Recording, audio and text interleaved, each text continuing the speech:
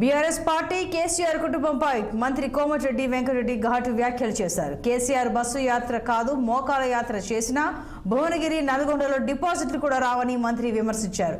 లోక్సభ ఎన్నికల్లో 13 నుంచి 14 ఎంపీ సీట్లను గెలవబోతున్నామని అన్నారు.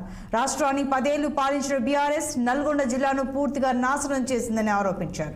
రాజకీయాల్లో బీఆర్ఎస్ శాఖ ముగిసిందని, ఆ పార్టీని పట్టించుకునే నాదుడే లేడని అన్నారు. దమ్ముంటే బీఆర్ఎస్ మెదక్లో గెలిపించుకోవాలని సవాల్ విసిరారు. మేము చిటికేస్తే 25 మంది ఎమ్మెల్యేలు కాంగ్రెస్లో చేరేందుకు సిద్ధంగా ఉన్నారని కేసీఆర్కు కోమటిరెడ్డి వార్నింగ్ ఇచ్చారు.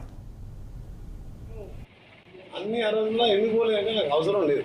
నా నల్గొండ కాన్ఫరెన్స్ ఫస్ట్, ఆ తర్వాత జిల్లా రాజకీయంగా జన్మనిచ్చిన నల్గొండ టాప్ ప్రియారిటీ, పునర్జన్మనిచ్చిన భువనగిరి ఇక్కడ పొరపాటున మోసం చేసి దత్తత అని చెప్పి ఓడగొడితే పైసా ఖర్చు లేకుండా ఎంపీ గెలిపించి మళ్ళీ రాజకీయంగా నిలబెట్టిన భువనగిరి టాప్ ప్రియారిటీకి 2 కళ్ళలాగా అభివృద్ధి చేసుకుంటా రేపు నామినేషన్ చూసి తెలంగాణ ప్రజలంతా కూడా నల్గొండ రేపు అన్ని కాన్ఫరెన్స్లు ఇంక్లూడింగ్ ముఖ్యమంత్రి గారు కానీ ఇక్కడ నల్గొండ ఇన్ఛార్జ్లో ఉత్తమ్ కుమార్ రెడ్డి కానీ అందరికంటే ఎక్కువ లీడ్ రావాలని మా ఉన్న పెద్ద నాయకులకి వెళ్ళి మా చిన్న కార్యకర్తల వరకు చేతులెత్తి దండం పెడుతున్నా.